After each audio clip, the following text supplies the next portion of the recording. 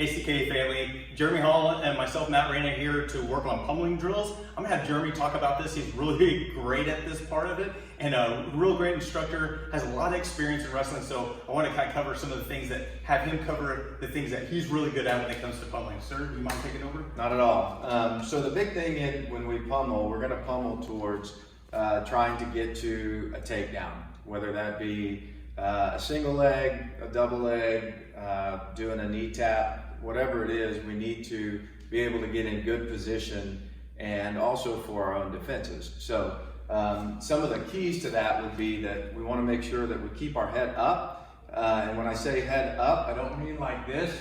I mean just forward. I'm always facing my forehead is always going to be at Mr. Reyna so that I can use it to block things. And I'll show you that in a second. And so that once I put my head down, it makes it very easy for him to snap my head down, my neck is not strong, and so forth. So to start, this is an over-under. And so when we do a pummeling drill, we want to try to get to this, and when we're just drilling it, it's just repetition. I just want to come here, I want to open up, and my right arm goes over my left, or over his left, and then I do the opposite. So my left arm is over his right. And then we go back here, and we're just bouncing back and forth. Now, we can also move our feet as we do that. So I want my left foot aligned with my left arm, okay? When I'm here, I'm gonna switch my feet this way.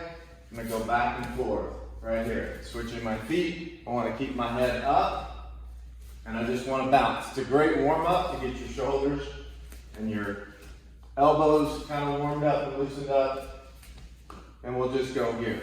Okay guys, we're going to show you now after the pummeling drill and why we're doing the pummeling drill, where we want to end up. So once Mr. Reyna and I are here, what I'm wanting to do is I'm wanting to get to this underhook side, okay? So I want to get this far side away.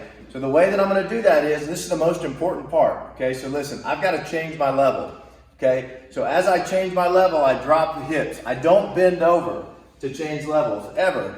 Okay, I want to take and I want to drop my hips, and my head comes inside and underneath his chin. This is very difficult for him to defend if I do it right. And as I come up, see how his head's looking away? It makes it very easy for me now just to drop down to this single leg. Okay, so I start here on this side. And as I go to do this, I want to change my level here, use my forehead to move him, and drop down to this single. So, here's what it looks like. Once I'm here, he's giving me some resistance. I want to change, get low, right here. So my head now is on his chest, buried into his chest. I'm not looking down, because if I look down, he's going to break this posture and break my lock.